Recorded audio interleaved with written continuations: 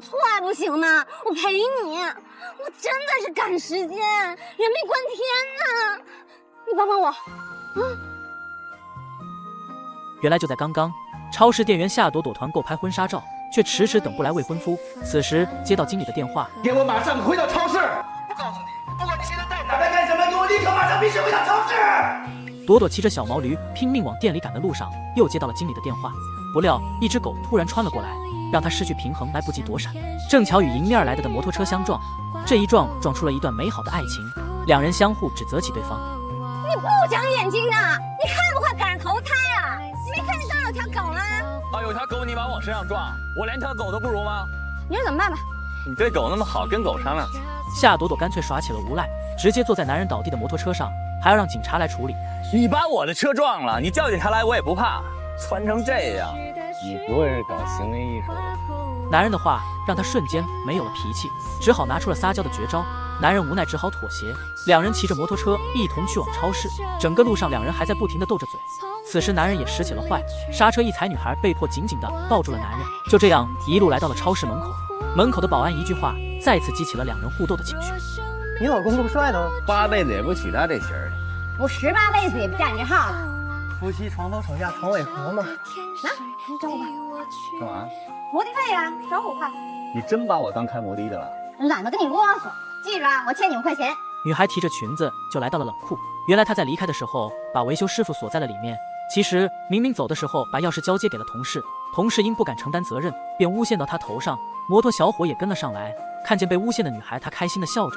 这边开锁师傅忙活半天也没有打开库门，大家正在争论怎么办时，小伙一脚飞了过去，门没打开反被弹出数米远，气得直接拧起旁边的灭火器，终于砸开了冷库门。维修师傅得救，接下来就轮到夏朵朵 IP 了。到我办公室来！你看看你的样子，这个惨不忍睹，惨不忍睹，太惨了！经理正骂得过瘾时，摩托小伙来了。这次的他并不是过来看女孩的笑话，反而是来帮忙打抱不平。别忘了，你只是个副店长，副的，你在这里待多久也是我说了算。我在这里待多久，我说了算。因为你是谁呀？啊，难不成 PMS 是你家开的？信不信现在我就叫你滚蛋？这还就是我们家开的。这个男人刚来自己家的超市，任职副店长。第一天上班就被店长出难题，还差点连累了小萝莉朵朵。就在刚刚，因为冷库的门坏了，店长为难郑默，让他和夏朵朵3天内把冷库的肉全部卖掉。3天之内必须卖完啊！就由你们2个一起来完成，完成了就立刻转正，完不成都给我走人。你不管吗？你真是个糟把星！这可几千斤，3天内哪能卖完？此时的夏朵朵很是害怕，生怕自己丢了工作，而郑默好像跟没事一样。下午，郑默灵机一动，就搞了一个促销活动，果然效果不错。但好景不长，正卖得火爆的时候，店长又来为难他们。没有我的签字，谁要搞得这么大的促销力度？来，店长签字。你这就是在故意整我了啊！实话告诉你，我就是在为难你。怎么不满意是吧？不满意可以立刻走人，我绝不阻拦。郑默气的只好拿出自己的实力。这边的小萝莉还在发愁怎么保住自己的工作，突然走来一个男人，接下来的话让他难以置信。我说你们这儿的肉我全包了。包了！大伙把肉抬出来时，发现拉肉的竟然是一辆宝马敞篷车。正在大伙发呆的时候，宝马跑车飞奔出去，不见了踪影。两人完成了上千斤的猪肉处理，便来找到店长，给予他们转正。店长，您布置的任务我已经完成了，冻肉已经卖完了，希望店长兑现承诺，赶紧给我和夏朵朵转正。还有300个猪蹄儿，卖完再说。什么？店长再一次的为难，让富二代很是生气，便转身离去。其实郑默知道这是店长故意在刁难他们，即使他们把最后这300个猪蹄处理完后，还是不会给他们转正。而朵朵害怕丢了工作，看见郑默一点都不着急，她却着急得快哭了起来。此时看见这么可爱的小萝莉，她心里有些心疼，便拿起电话又给小马仔打起电话。你现在是不是把我当成绞肉机了？你放心，你只要这回帮了我，我一定铭记在心。行，买，有多少咱买多少，买了。太棒了！就这样轻松的又解决了300个猪蹄。你挣的，你真是积了8辈子的来回路。又要哭啊，又要哭啊！来吃个猪蹄儿。这个男人完蛋了，一觉醒来发现旁边睡的不是自己老婆，吓得他连忙穿上衣服，好像忘记了过去几个小时发生了什么。我怎么会在这儿？带编剧，你是真纯情啊，还是装纯情啊？我当然是装的。后悔的他赶紧看起手机，发现有几十个未接电话和信息。怎么还关机啊？你是遇到了什么不高兴的事儿吗？老公，想你了。看了爱他的女友发的信息，无比的自责与后悔，想忏悔自己的过错，便捧着一束花来到女友的单位。刚进门就看到了女友和上司的这一幕。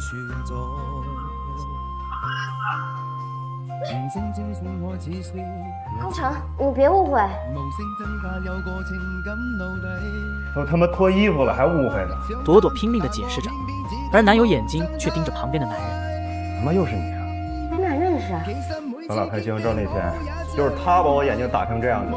朵朵一听老公是郑默打的，顿时就按耐不住了，随手就拿着东西砸了过去帮忙出气，现场一片混乱。此时郑默的话顿时让他们安静了下来。问他怎么回事？问他到底怎么回事？原来就在昨天，郑默坐出租车时与车上的女人发生了口角。老公，你倒是说句话呀！你就看着他们欺负我是吧？赶紧下车！你喊什么喊呀你？你也是一大老爷们，大爷的！你怎么打人啊？就这样被郑默打成了熊猫眼，没有更多的解释话语，只好把所有的责任推给了朵朵。没想到，夏朵朵，你也是假女人。夏朵朵一脸懵逼，朵朵却认为男友被气跑是郑默导致的。谢谢你毁了我一生的幸福。我知道。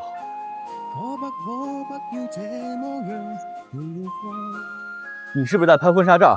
你不许拍，你不许跟他结婚。女孩开心地准备着跟男友拍婚纱照，富二代上司却突然打电话阻止，她却认为是在多管闲事，便挂掉电话，却不知道的是即将在几分钟后会让她崩溃。郑默着急地赶往婚纱店，夏朵朵换好衣服化好妆，却没等来男友，独自一人伤心地坐在那里。郑默看见也没敢说话。此时朵朵突然跑了过去。老公，你怎么现在才来啊？我还以为你不来了呢。看着朵朵抱着赶来的男友痛哭，旁边的郑默很是生气，没有直接去干涉，从口袋里拿出一叠照片，一张张的摆在桌子上，竟然全是朵朵男友出轨照片。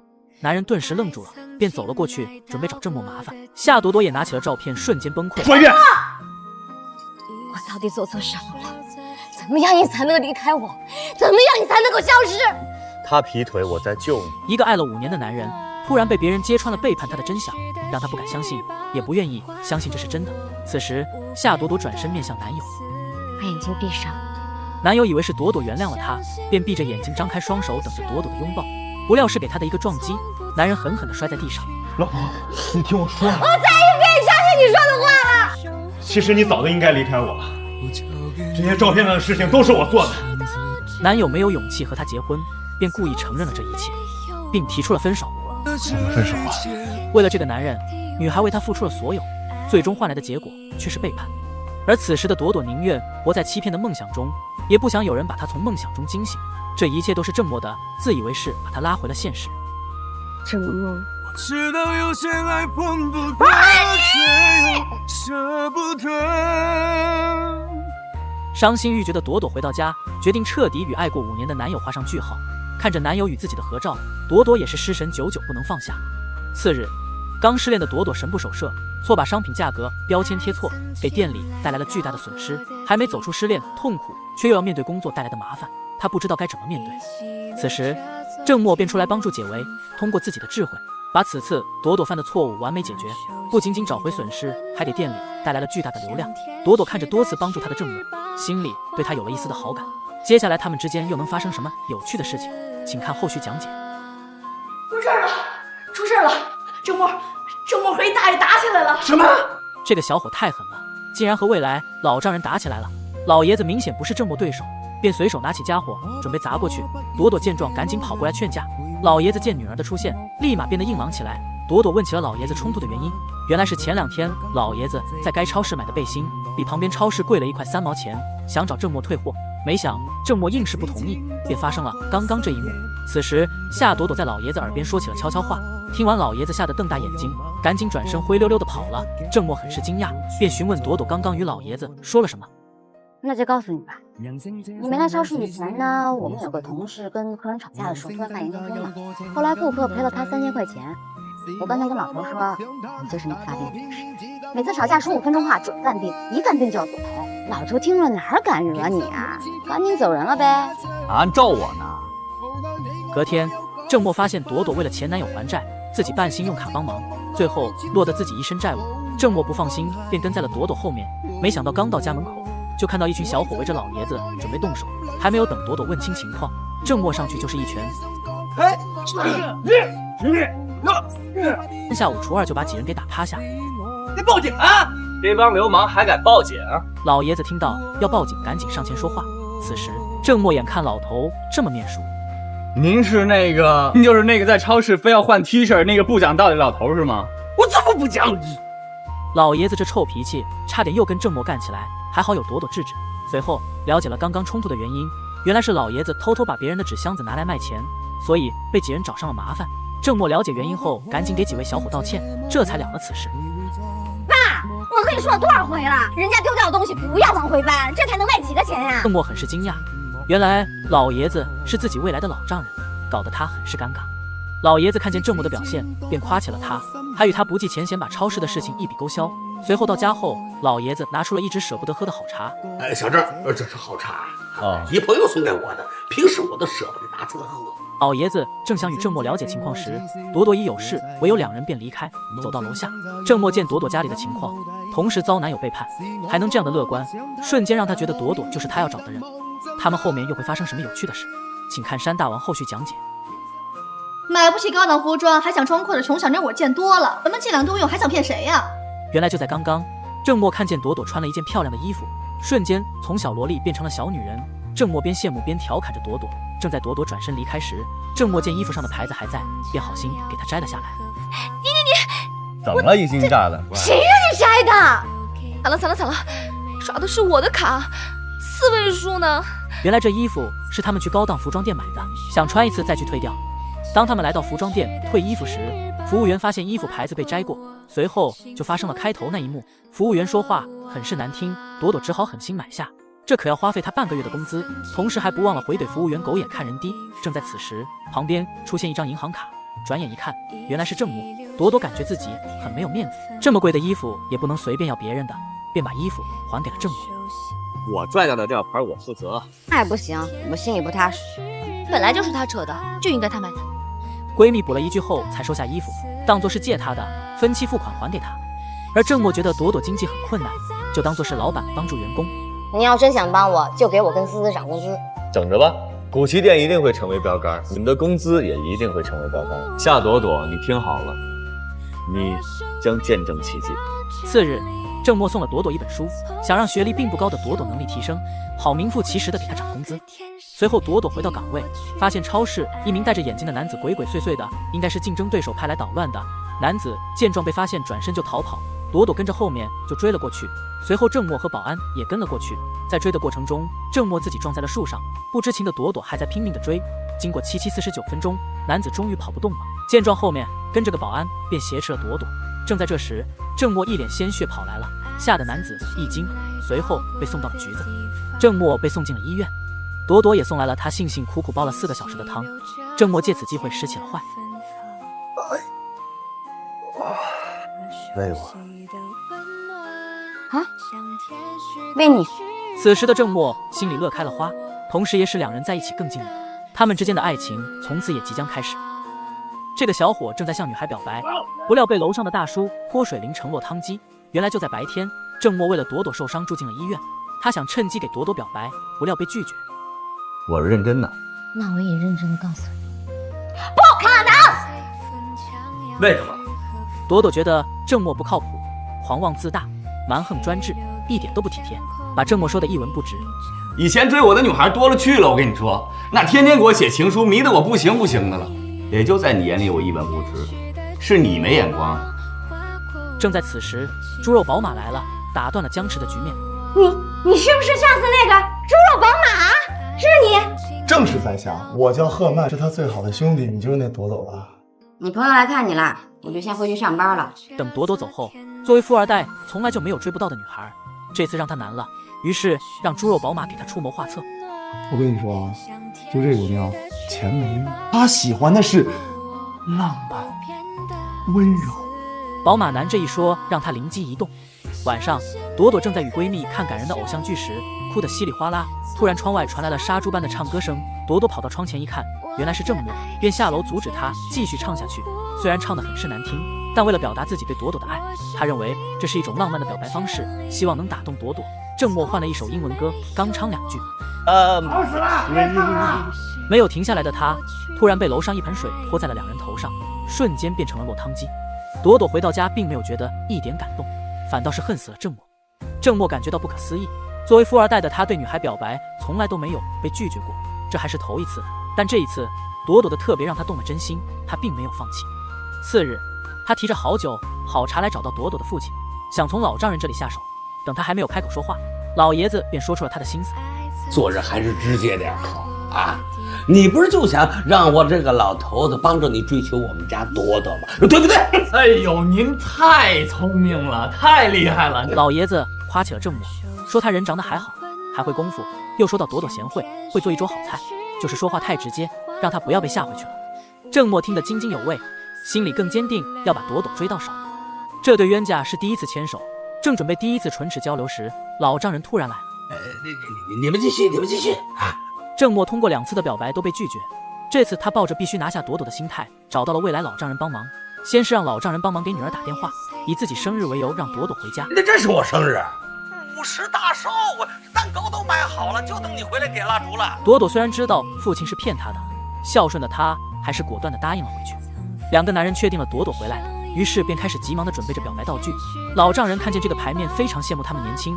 从他对女儿的了解，教导郑默智商要调低一点，情商还要往上提。我坚信这回我的这个秘密武器一定能把朵朵感动得一塌糊涂。你说了半天，你这个秘密武器到底什么呀？我先看。您现在先不能看，朵朵回来之前都得保密。这个秘密武器让老头很是期待。随后老爷子突然感觉缺点什么，左思右想，原来是最重要的鲜花没有。鲜花，这个场面得有玫瑰呀。对呀，玫瑰。哎，那我现在赶紧去买，应该还来得及啊！巷子口就有鲜花店哦。哎，这个场面不能没有红酒啊！我买红酒去。等2人都离开后，意外即将发生，将毁掉这次浪漫的表白。等他们再次回来时，发现门口的废品着火，郑默二话没说就冲进了火场，随后朵朵也跟了进去。老爷子顿时傻眼，原来郑默是为了之前所说的秘密武器，他将一个信封递给朵朵，小编以为是一沓浪漫的照片，结果竟然全是优惠券。你就是为了这个冲进火里的？你不喜欢啊？你有病啊！你要是受伤了，进医院花多少钱？你算了没有？这才值几个钱啊！郑默一脸懵逼，这是最幸福的一顿骂，是一个女孩从心里对他的担心，也是很直接表达了对他的爱。而情商几乎为0的郑默却没有理解，心里很是失落。此时，朵朵主动打破了尴尬的局面。不高兴啦？我说错了，好不好？反应迟钝的郑默突然醒悟了，羞涩地坐到了朵朵旁边。傻瓜。郑默准备表示自己的爱意时，老丈人突然来了，搞得3人很是尴尬。此时的老爷子非常明白事理，便转身就离开。我这是想让你开心，我才搜集这些。你高不高兴？快说，你高兴？快说，我很高兴。2人正在甜蜜的打情骂俏时，突然响起了电话，一看竟然是朵朵的前男友。注意看，这个女孩也太厉害了，竟然带着线人来 KTV 接醉酒的前男友。就在刚刚，郑默刚向朵朵表白，2人正在打情骂俏时，突然响起了电话，原来是朵朵的前男友宫城。宫城因为自己的背叛与朵朵分手，于是便独自一人买醉。郑默与朵朵2人来到 KTV 时，服务员告知他们，宫城到点了，不走还不给结账。此时迷迷糊糊的宫城向朵朵走去，嘴里还叫着老婆，不料被郑默拦住。我告诉你别乱叫，你分手了啊！我告诉你啊，你要再胡搅蛮缠，我替朵朵收拾你。你不是分手之后挺爷们儿的吗？朵朵准备帮忙结账时，一看钱包只有400元，只够给工程消费的零头。心疼朵朵的郑默只好掏出钱包。多少钱？1420。朵朵尴尬地说：“以后还给郑默。”3人出了 KTV， 郑默准备上车时被朵朵拒绝。你不用上去了。为什么？你送他？我怎么办？你自己打车回家呀，你又没婚。那不行，我必须得去。万一他酒后非礼你怎么办？我自己事儿我自己处理。此时郑默醋意大发，眼看2人就这么离去，心里有1万个不爽。朵朵把工程送回家后，还是像以前2人在一起一样，细心地照顾着他。这边失落的郑默只好找到富二代好友诉苦。以前吧，我觉得整个世界都在我手里。那我分析分析，这朵朵是怎么想的？你说那工程，我比他强不了10000倍，100倍左右。100倍，那是100万倍，行不行？对待朵朵这种非正常人类的女孩，你得采取非正常手段。经过好友的指点，郑默顿时好像明白了什么。次日早上，宫城醒来后见朵朵已做好早餐，两个人既熟悉又陌生，毕竟在一起5年。宫城准备开口说话时，便被朵朵打断。我刚刚帮你看了下电表，剩余的电量不多了，你记得抽空去买，别等稿子写到一半突然断电。床单被套我帮你洗了，晚上自己换上。还有洗衣液、消毒液也快用完了，楼下超市有卖大包装的，又好又便宜。这将是最后一次对他的关心，从此以后两人将互不干涉。做我女朋友吧！这个男人胆子也太大了，竟然在公共场合这么嚣张，看傻了餐厅所有的人。下一秒的举动更是意想不到，就地取材，把所有餐桌上的玫瑰全收了过来。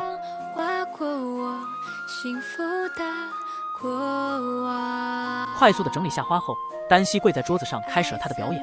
答应我，做我女朋友吧。我知道我老给你惹麻烦，但我都不是有意的。你不开心的时候，我也会不开心；你开心的时候，我比你还开心。从来没有一个人这样决定过我的心情。郑默的举动和深情的表白让朵朵顿时愣住，同时也感动了餐厅所有人。郑默的这一举动让朵朵很是意外。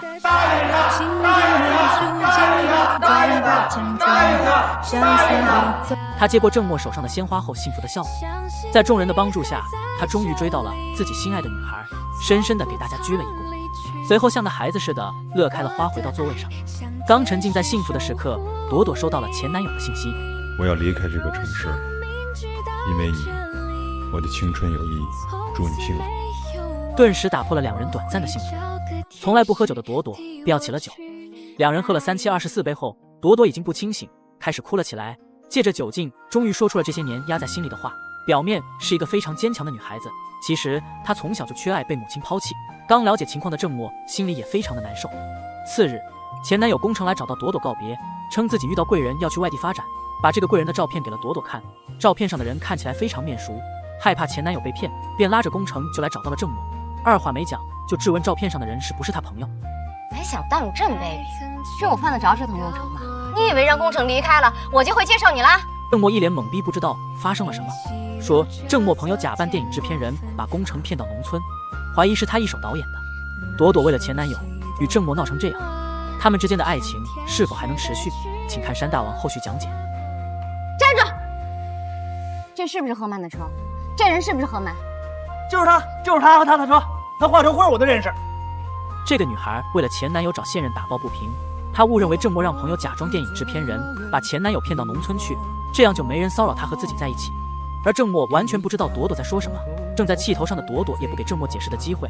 我就奇了怪了，我也不知道我哪儿好，好到能让你想出这么龌龊的招数。郑默，我告诉你，我最讨厌你这种耍手段的人。一脸懵逼的郑默无缘无故的被心爱的女孩这样说自己，备受冤枉的他带着几人来找到了赫曼对峙。宫城，你看是不是他？宫城走过去拿掉赫曼的眼睛，但不敢确认，只是觉得很像。那天与他谈的人留着胡子，赫曼有个习惯就是摸头。此时宫城看见赫曼的手表，确定那天那人就是他。我告诉你啊，有这块表的人可不止我一个，凭什么说我是把你骗农村那个？就是你。我们可谁都没有提农村的事儿啊！赫曼否认自己的时候说漏嘴，郑默也不敢相信他会干出这种事情。而赫曼完全是自作主张帮助兄弟，以为这样把宫城支走，郑默就能轻松追到朵朵，没想到好心办了坏事。而朵朵完全不相信赫曼是自作主张，一定是郑默自己捣的鬼。接下来他再也不想再与郑默有任何来往。后面的日子，朵朵每天躲着郑默。这天，郑默终于等到了朵朵，见面就解释赫曼自作主张的事，他毫不知情。而朵朵并没有听他的解释，他心里也知道郑默为他做的一切，非常感谢郑默的付出。我现在不想谈恋爱，如果你愿意，我希望可以是朋友。朋友？你到底要我怎么做你才能接受我？不知道。朵朵的心里一直还是放不下宫城，她很清楚自己的脾气不好，如果与郑默在一起，肯定会有不少吵架，她不敢再去重新爱一个人。我真的觉得那种乖巧的女孩更适合你。我就喜欢你。这对男女太嚣张了，当着众人的面做起开心的事情。羡慕的郑默突然想起了追求许久没追到的朵朵，于是便拨起了朵朵的电话。不料对方已关机，失落的他只好找到未来老丈人，看从老丈人这里能否找到突破口。老爷子见面就讲自己家要拆迁，让郑墨把户口转过来，到时可以多分点钱。他一直不知道郑墨是个富二代，不管跟朵朵能不能结婚，到时拆迁款都给他。而郑墨当前想的是怎么样先把朵朵搞定。他突然想起朵朵一直压在心里的事情，是想找到抛弃他的妈妈。你说我要是把朵朵的妈妈找回来了，朵朵一定会特别开心吧？多少年了，找不着了。那您这儿有什么线索吗？我想试试。你等等啊，就一张照片了。哎，你要是找着，那可真是大好事啊！朵朵是肯定是高兴。次日，以王守先的名义邀请了朵朵吃饭，因为有郑墨在，从进门那刻开始，朵朵心里就不怎么开心。郑墨也是一脸懵逼。为了缓解气氛，王守先自罚了3杯后，随后说的话让朵朵顿时不接受。有2位夫妻联手，等，什么夫妻联手啊？说什么呢你？哟，还装？王守先都以为2人已经在一起了，那郑墨很是害怕他又说出什么出格的话。王守先还在傻傻的说个不停。夫妻就是这样，床头吵架床尾和。你跟他胡说什么了你？我什么都没说，我跟你说什么了？我什么都没说，真的，我今儿把话跟你说清楚，郑墨是郑墨，我是我，半毛钱关系都没有。你要是再这么胡说八道，这饭我不吃了。朵朵说完转身准备离开，不料被王守先拦住。朵朵二话没讲，还是气冲冲的离去。子哥。回到家后，得知闺蜜与刚谈2天的男友分手了。老弟怎么了？我跟赫曼分手了。爱管闲事的他想搞个明白，次日找到了郑墨，以为他知道原因，而郑墨什么也不知道，他只知道赫曼也很郁闷。郁闷就算完了？你们这不是玩弄思思的感情吗？这不关我的事儿啊。没你，思思能认识赫曼吗？你跟赫曼这么好，肯定都是一路货色。朵朵把2人认识到分手都怪罪到郑墨身上，郑墨说自己什么都不清楚，委屈地解释着，没想到越解释越糟糕。我算是知道你了，你们这种人从来都是以自我为中心，从来都不考虑别人的感受。看来我是高看你了，跟你这种自大狂妄的人讲理，简直就是对我看轻。这个富二代为了能与刚追到的女友住一个小区，竟然在女友对面租了一个破旧的房子，2人相互打着肢体语言。此时女孩收到一条信息，在她看信息的几10秒，忽然听到了敲门声。吓死我了，讨厌！你怎么会在我对面楼里呀？惊喜吧！郑墨四处打量了一下，就提出搬过来与朵朵合租，不料直接被拒绝，这也是他意料之中的。随后他让朵朵闭上眼睛，准备送她一个礼物。这个礼物竟是他的初吻，可最终郑墨还是没能下得了嘴。他不想因为一时的冲动再次失去朵朵，而是用另外一种方式表达，随后嘴里还嘀咕一大堆，把朵朵逗着呵呵地笑了起来。从此之后，郑墨每天就当起了朵朵免费的摩托车司机，2人便过起了没羞没臊的甜蜜生活。次日，郑墨的富婆妈妈来看儿子了，在家里四处找了一圈，以为家里藏了女孩子，没有发现任何异常。就在此时，外面响起了敲门声，郑墨知道是朵朵，便让母亲躲在了卫生间。我给你的厨房开光，锅碗瓢盆你应该觉得非常广。朵朵走到厨房，发现什么都没有。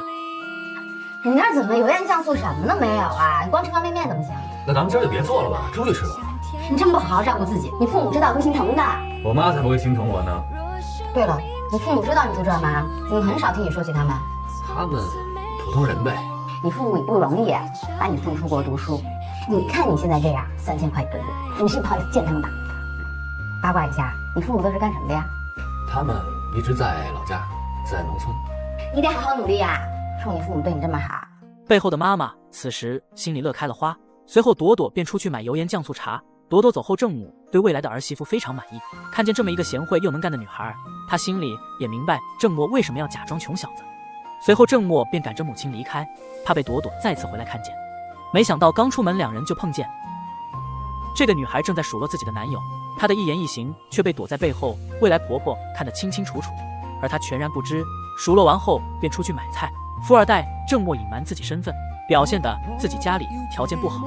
刚刚这一幕全然被郑母看见，第一印象让郑母很是喜欢。2人在吃饭时，郑墨担心有一天让朵朵知道自己是富二代后，他还会不会跟自己在一起。这要是一个富二代娶了你，那得多幸福啊！富二代追我的几率几乎为0，好不好？我看还是你分得出富一代从靠谱。你看你这种农村出来的，不懂富二代了吧？那你给我讲讲富二代是什么样的，给我普及普及。当郑默问到朵朵她心里的富二代是什么样的时候，朵朵便说起了郑默朋友贺曼。花花公子老二，没什么好。其实吧，门当户对是非常有道理的。生活习惯、朋友圈都不一样，刚开始还新鲜呢，时间长了就没有共同话题了，哪能长久啊？还有爱情啊？爱情就更不靠谱了。爱情这东西就是一种感觉，就像阳光下美丽的泡泡一样，一碰就破，说没就没。朵朵的回答让郑默陷入了沉思，他担心以后朵朵知道他的身世后，还会不会像现在这样。晚上，郑默来到朵朵家，想把自己是富二代的身份给朵朵表明。大晚上，顺便还有点其他的想法。话还没说出口时，外面响起了敲门声。原来是王守先找郑默说策划案的事情。咱们这样，改天行吧？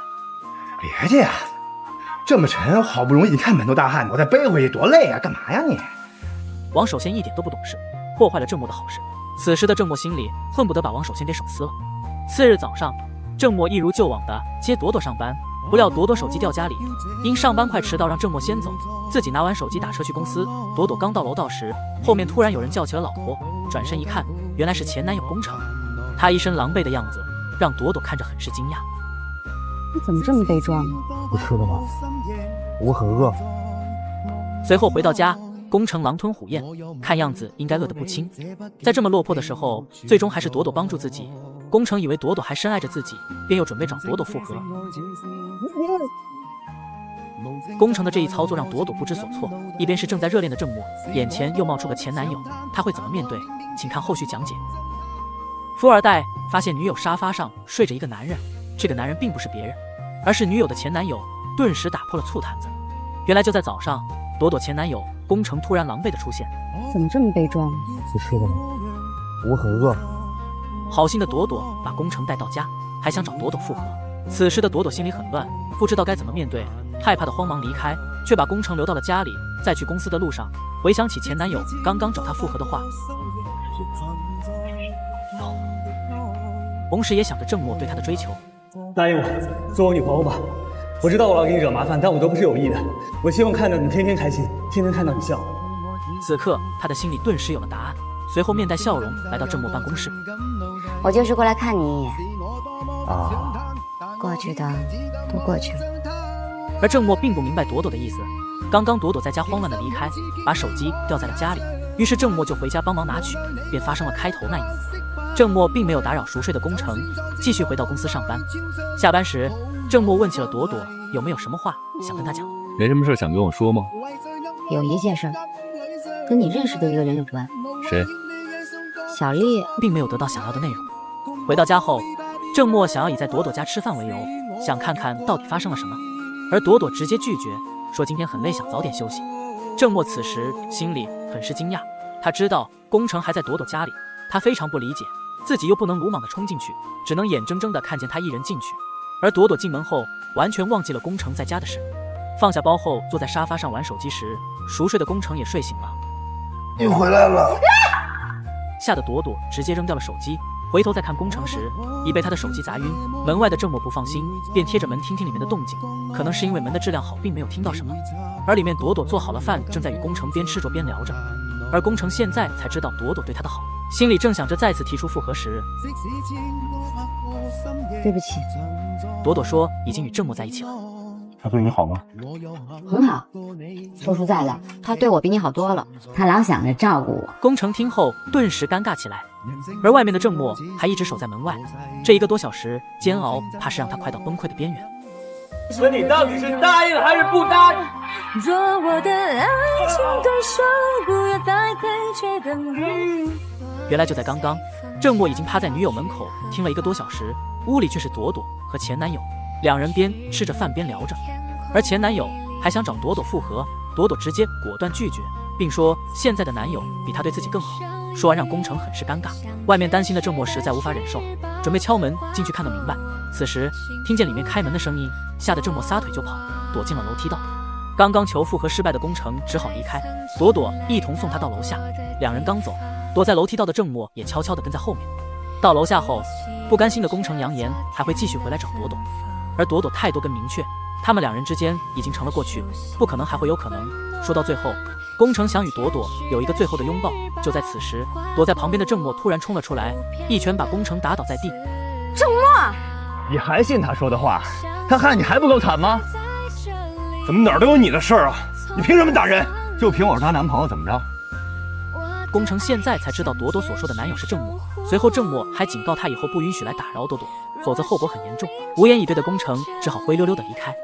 这边的朵朵二话没说，生气的便离开。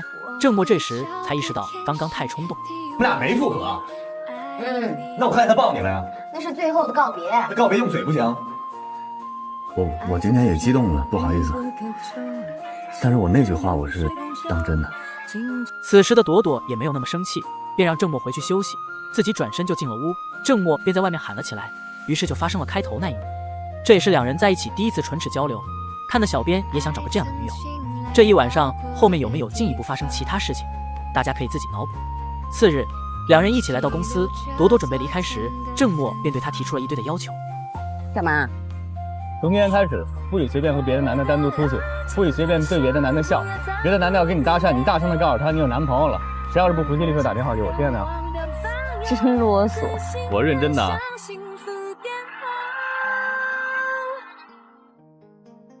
这个男人太大胆了，这么明目张胆的找女友要礼物。我这商务部都成立了，我们怎么也得给个礼物吧？你还扶着他呢。为了要个礼物，郑墨也是拼了。他把醉酒的王守先扶着靠墙，心急如焚的郑墨草草把他扶好后，准备接受朵朵的礼物。不料王守先不给力。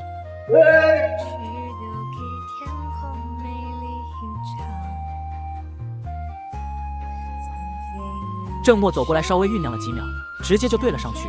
正进去状态时，旁边的这个醉汉扑通一下倒了下去，打断了他们的交流，吓得两人跑了过来。一看没有什么大碍，郑墨两人便继续刚刚没做完的事情。这波狗粮您给他们打几分，请在评论区写出来。次日，郑墨与朵朵又准备干一件大事。郑墨，别以为你能赢我。夏朵朵，你输定。原来两人连洗个碗都要这么有仪式感。败给郑墨的朵朵很不情愿地走进了厨房，站在旁边的郑墨很是得意。而此时的朵朵很是不甘，于是朝着郑墨走去，开始拿出他的绝招。别来这一套，咱俩说好了，谁输了谁洗的。可是你看人家这双娇嫩的双手，洗碗会洗粗糙的。没事儿，到时候我给你买张砂纸磨平。那要是人家洗碗勒去了怎么办？那醒来接着洗啊。不料郑墨并不吃这一套，朵朵气得不行。男同胞们，这一招你学会了吗？不甘心的朵朵回头就狠狠地给了郑墨一脚。朵朵生气地洗着碗，嬉皮笑脸的郑墨走过去又是一顿调侃。随后两人便又聊到富二代的话题。你说我要真是富二代呢？那我就去火星。为什么？离你远远的呗。你要是个富二代呀，不算高吗？也算帅的。美女们排着队生扑过来，我光防个小三小四的被累死了。还有，富二代要是接班以后，整月的见不着人，我找一老公我图啥呀？朵朵的话让面前这个富二代陷入了沉思。如果哪天自己的身份暴露，朵朵还会不会继续跟着他？到时他们之间的爱情会不会受到影响？请看山大王后续讲解。你刚才去哪儿了？我有点事儿。到底什么事儿？公事儿，我出去约了个客户见面。客户还要把女儿嫁给你是吗？你跟桑可柔什么时候开始？为什么一直瞒着我？那手机是你放在门口的，朵朵。原来就在刚刚，郑墨大学同学桑可柔刚从国外回来，父母让她带男友回家。一直单身的她为了应付父母，便请求郑墨假装男友。不料被门外的王守先听见，王守先很羡慕郑墨和朵朵的爱情，不想让两人的感情受到伤害，于是转身侧面的提醒朵朵。傻乎乎的朵朵一直很信任郑墨，根本没有把王守先的话听进去。朵朵正在给郑墨收拾桌子的时候，发现手机落下，便拿着手机跟了过去。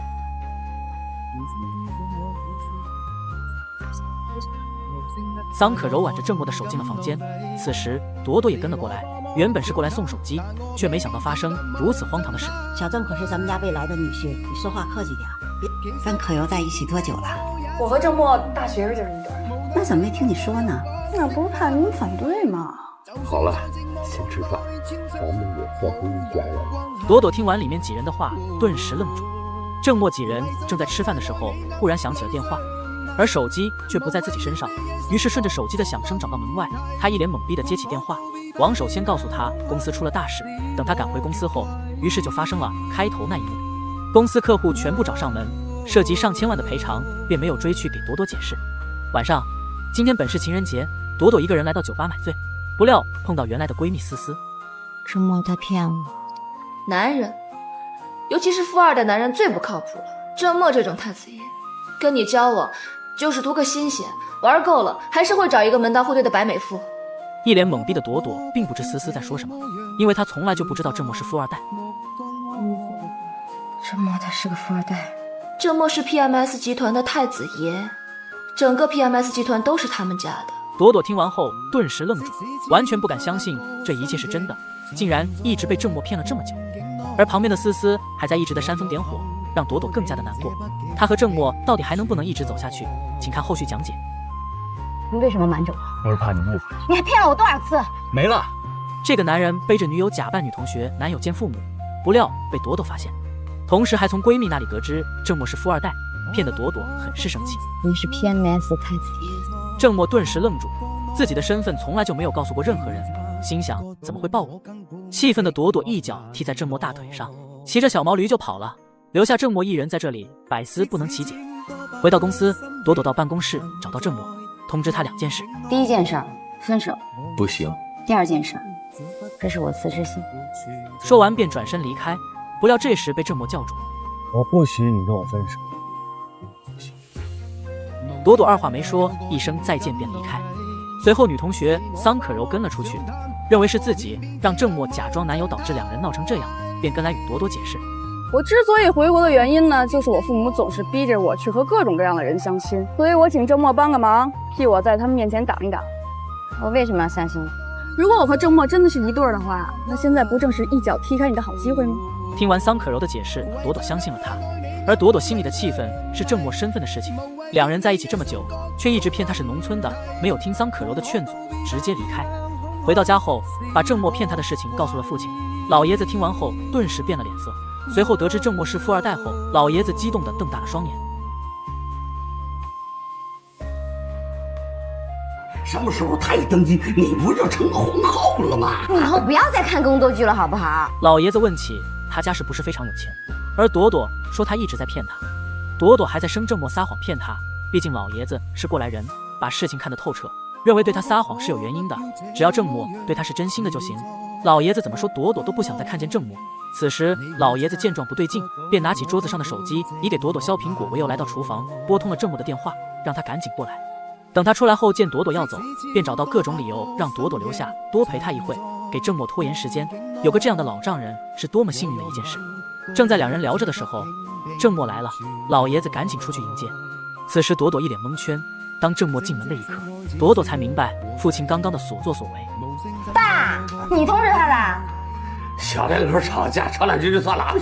谁跟他小两口啊？你站哪头的呀你？父亲哪头都不站，只想2人能好好的。随后父亲很明事理，转身离开，不打扰2人说话。郑墨哄着朵朵回去上班。我辞职了。我不批，只要我不批，你就还是 PMS 的员工，关系还在 PMS， 所以你没有办法在别的单位工作。你凭什么不批？就凭我是你男朋友。我们已经分手了。这个我也不批。分手不用你批。只要你是我的女人，我不批，你就永远都是我的女人。你这人怎么这么霸道？霸道的郑墨让朵朵无语，他们俩是否还能重归于好？请看后续讲解。我们不合适，你是太子爷，我是穷丫头，我们不可能在一起的。这个富二代身份暴露后，女友提出离职，并且还要与他分手。朵朵觉得郑墨一直在骗她，让她无法接受。你的理由我也无法接受。总之还是那句话，分手不批，辞职不批。郑墨的霸道顿时激怒朵朵，如果不给他批辞职，就直接去找上级，拿着钢盔转身离去。郑墨一脸懵逼。随后朵朵来到区长办公室。龚总，我要辞职，郑墨他不批。耿总，根据公司规定，电子商务部的员工辞职首先要经过我这个部长同意吧。说完就拉着朵朵就往外面走，不料被朵朵甩开。此时耿总便制止了郑墨，还把他赶了出去。下班后，朵朵与耿总一起来到车库，等候多时的郑墨突然出现。他跟你说什么了？跟你没关系。你们到底什么关系？郑墨怀疑朵朵跟耿总之间有说不清的关系，2人本就不想理他，不料被郑墨拦住。朵朵上车后，耿总在他耳边说起了悄悄话，郑墨这暴脾气直接就是一拳。墨，你有病啊！回去。等总捂着脸便与朵朵离开。此时的郑默有心无力，只能看着心爱的女人跟别的男人离开，心里有1万个不爽，只好拿旁边的柱子出气。次日上班，朵朵一脸不情愿的给郑默现磨了一杯咖啡后，不料郑默又让他给自己捏捏肩。凭什么呀？你当是工作呗。行政部工作条款里没有这条。我一会儿加你。不是什么都你说了算。你不知道吗？整个电子商务部就是我说了算。郑默只想朵朵不要再与他闹别扭，而朵朵心里一直过不去郑默隐瞒身份骗她的这个坎。正在此时，闺蜜思思走了进来。她得知郑默是富二代后，一直想靠近他，想成为太子妃。郑默看见机会来了，便让朵朵去给思思磨一杯咖啡。朵朵顿时愣住，为了不在思思面前丢脸，思来想去，心不甘情不愿的还是去了。这边的两人有说有笑。此时的朵朵心里极其不爽。突然思思说起了昨晚与郑默喝红酒的事情，旁边倒咖啡的朵朵敢怒不敢言，只好自己搞点起来。此时的郑默已经达到他想要的效果，继续跟思思开心的聊着。原来思思此次前来是想帮助郑默，给他的电子商务部推荐一款性价比很高的红酒，想借此与郑默拉近关系，好为太子妃的梦做好铺垫。这边的朵朵听着两人肉麻的话语只作呕，一脸怨气的走了过去，狠狠的把杯子摔在桌子上。然而郑默并没有理会他，继续跟思思开心的聊着。思思讲完了他的方案，郑默一拍桌子就答应了与他合作。那我回去搞定供货商，你这边也加油。有什么事随时给我打电话。旁边的朵朵更加的生气。等到思思离开后，朵朵的醋坛子终于炸开了。昨天你们俩喝酒去了是吧？啊，你吃醋了？没有。你没吃醋，你急什么呀？气得朵朵只好转身离去。此时的郑默却乐开了花，他们之间还有戏吗？请看后续讲解。这个富二代太厉害了，女友刚与他分手，就有美女送他价值上万的衣服。朵朵看见郑默收下了思思的衣服，从脸上能看出朵朵此时的心情。此时思思让他明天就穿这衣服一起出差，一家红酒供应商同意与他们合作，明天就去签约。就咱们俩？有问题吗？没问题。好，准备好，明天机场见。好。朵朵听到郑默明天与思思两人单独出差，还这么暧昧，心情很是低落。正在郁闷时，面前出现一个女人，这个女人不是别人，而是从小抛弃她的妈妈。原来母亲是得知朵朵与郑默分手，便前来开导。母亲毕竟是过来人，非常明白朵朵的心思。接下来她的话让朵朵瞬间想明白，人是活给自己，不是活给别人说的。跟郑默一起，你会承受很多压力，但这并不重要。重要的是，你爱他，他也爱你。你得搞清楚为什么隐瞒身份，有很多时候欺骗不是恶意。次日，郑默与思思来到了红酒厂商，不胜酒力的郑默只好由思思挡酒，同时也是给了思思装醉卖乖的机会。晚宴结束后，郑默扶着思思来到酒店，累得郑默双双倒在床上，正准备起身时，不料被思思一个翻身压在了下面。接下来以为好戏就要开始了，此时郑默脑子里突然闪现出朵朵追着他的画面，顿时装傻大笑了起来，搞得思思一脸懵逼。不好意思，我知道这时候不该笑场，但是我想到一个画面，我就忍不住。随后便推开了思思，起身整理了下自己的着装。思思，别太在意，喝多了嘛，正常。明天起来的时候陪我。看了眼躺在床上失落的女人，便离开。这边回想起白天母亲的话，便鼓起勇气拨通了郑默的电话。不巧郑默手机刚刚掉落在思思房间。喂，怎么是你接的电话呀？郑默呢？他累了，已经睡了。朵朵失落地挂掉电话，这边思思却觉得自己有了新的希望。次日出差回去后，朵朵第一时间找到了思思。通过一晚上的分析，她不相信郑默会与思思发生什么，便直接质问起了他。你接近郑默，是不是想跟他在一起？我是对郑默有兴趣，你别忘了，我最初的目标不就是找个富二代吗？他是最好的选择。虽然我已经跟他分手了，但是我不会让一个不爱他的人靠近他。对不起，我不会放弃的。这个女人太坏了，竟然要把自己与闺蜜男友的亲密照发到全公司邮箱。朵朵拿过手机，第一眼就看出了破绽，这张照片竟是思思用拼图软件拼上去的。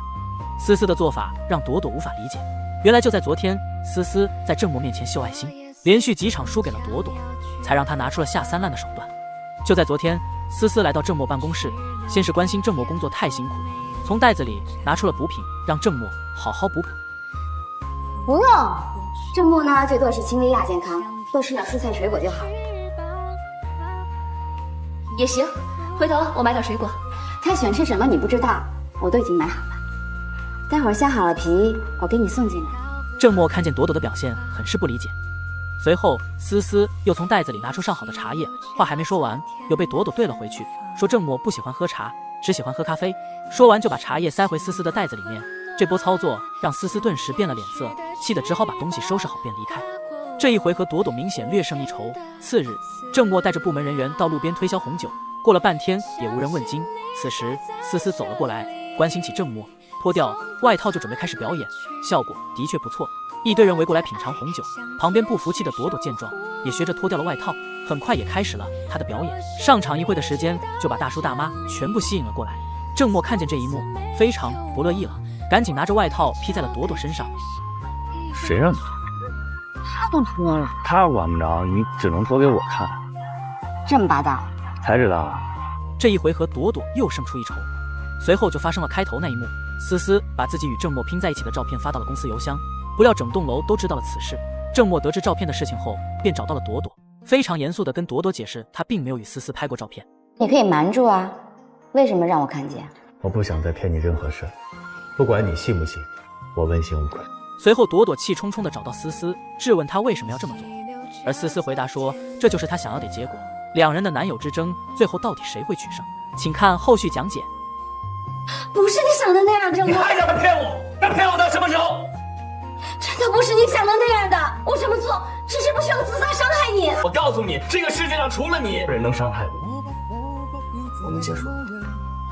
原来是闺蜜思思得知郑默是太子爷后，想要当上太子妃，使用各种手段想与朵朵抢这个男人。先是骗郑默出去谈业务，两人单独出差，喝完酒后以为能生米煮成熟饭，不料被郑默拒绝。然后是买各种补品关心郑默，亲自送到办公室，然而被朵朵阻止，实在没有办法，便用下三滥的手段，把自己的照片与郑默 P 图成亲密照，然后发到了全公司邮箱。他知道会被公司其他人在背后议论，说很难听的话，最终的目的是想让朵朵知道，如果他和郑默在一起，同样会被别人议论。而他知道朵朵是无法承受这种压力，想让朵朵知难而退。然而朵朵虽然嘴里和郑默分手，心里却非常爱他，于是与思思打起了嘴，说自己不能与郑默在一起，郑默也绝对不会跟思思在一起。殊不知两人的对话被门外的小人听见。次日，郑默就收到一条短信，信息内容就情感赌局4个字，于是他便拨通收到信息号码，不料对方已经关机。郑默没有再理会，便整理起资料，不料发现一张纸上同样写着情感赌局4个大字，让他顿时愣住。正在此时，朵朵走了进来，便把纸条递给朵朵。朵朵看后瞬间有些惊慌。郑默问朵朵纸条上的字是什么意思，朵朵只好回答不知道。随后便匆匆找到思思，以为是他做的手脚，而思思也是一脸懵逼。两人的谈话正巧被门外的郑默听见。当他得知朵朵与思思两人的这场情感赌局后，于是就发生了开头一幕。昨天还是朵朵对郑默爱搭不理，今天变成了郑默对他意断情绝。随后朵朵便收拾好东西离开了公司。心不甘的他看了看工作几年的大楼，心里非常不舍。与其说是对工作的不舍，不如说是对郑默的不舍。他们两个的爱情难道就此结束了吗？请看后续讲解。这个男人一觉醒来，发现旁边睡的是已经分手的女友，瞬间一脸懵逼，不知怎么回事。原来就在昨晚，郑默因为家里的烦心事，再加上与女友分手，独自来到酒吧买醉。开酒时见到了旁边桌的小混混，发生争执后便被围殴。这边朵朵来到郑默家，发现屋里没人，便拨通郑默的电话，不料手机的声音却从床上传来。随后来到街道四处寻找，经过穿梭大街小巷748分钟后，终于在一个角落发现了郑默昏迷在雨水中。看着满脸伤痕累累的郑默，朵朵很是心疼，小身板的她用尽全身的力气扛起了郑默，这应该就是爱情的力量。朵朵颤颤抖抖地把郑默背回了家，用热水细心地帮郑默擦着身子，随后还给他熬了一锅姜汤，细心地给郑默喂下。就这样一直到凌晨，朵朵突然从睡梦中惊醒，看见郑默在瑟瑟发抖，嘴里还一直寒冷。她摸了摸郑默的额头，发现发烧很严重。朵朵把所有厚衣服和毯子全部拿了过来，能盖的全部给他盖上。即便是这样，却没有一点效果。没有其他办法的她，只好脱掉自己的衣服，钻进被窝，用身体给他取暖。朵朵看见此时的郑默很是心疼，不由自主地亲了上去。可能是因为本能反应，郑默在昏迷中也回敬了过去。后面的画面大家可以自己脑补。次日早上就发生了开头一幕。郑默还没有反应过来时，突然接到了母亲的电话，说他爸爸在英国快不行了。这边又不忍心叫醒朵朵，只好给他留了一张纸条，轻轻吻了下朵朵额头后便转身离去。不料朵朵一个华丽的转身，纸条掉在了床下。等朵朵醒来后，没有看见留下的纸条，不知郑默已经离去的她便自言自语解释起昨晚的事情。昨天晚上你发烧了，总之，我就是想告诉你，我愿意跟你在一起。我真的不是一时冲动。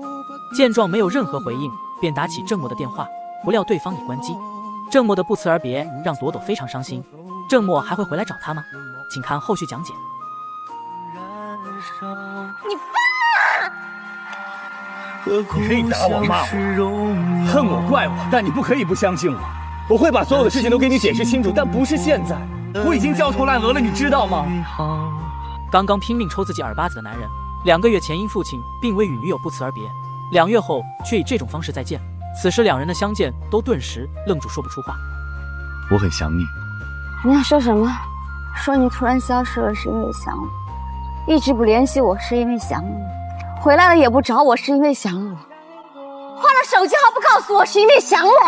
郑默解释着自己是不得已，只是现在没有办法给他解释，而朵朵非常不理解，不相信郑默的解释，于是发生开头一幕，朵朵甩手便转身离去。郑默是有苦难言，只好看着朵朵的背影离去。晚上，朵朵在母亲那里得知了郑默的情况后，感觉自己是多么的无能，没有任何能力去帮助他，抱着母亲痛哭起来。这边，郑默为了爱情，把公司授权给同父异母的哥哥管理后，便捧着一束花来找到朵朵求婚。还没见到人，便被朵朵前男友宫城狠狠地揍了一顿。郑默正想与宫城理论时，不料宫城不讲武德，便一脚踢飞了手上的玫瑰花。你大爷的！你毁了我的完美的计划！你还能有什么计划？2个幼稚的男人正打得起劲时，朵朵终于出现。朵朵，朵朵，嫁给我，嫁给我吧，朵朵，嫁给我，老婆，朵朵，嫁给我。脾气脸肿，什么都没有，我突然跟你求婚的，你太不靠谱。郑默一把抓住朵朵，告诉她之前所做的一切都是为了她，还解释了她之前失踪的原因，自己也是不得已。现在一切都处理好，只想带她去一个安静的地方，好好的和她一起生活。郑默，你说你这20多岁的大小伙，现在就不工作了，一点不奋斗了，一点不求上进了，一点理想都没有了吗？过年以后，你的孩子们问你，我们的孩子们问你，爸爸。2人的爱情经历了无数次的挫折，终于在一起了。他们的爱情也正式告一段落。祝天下有情人终成眷属。这部剧就到此为止，我们下一部剧再见。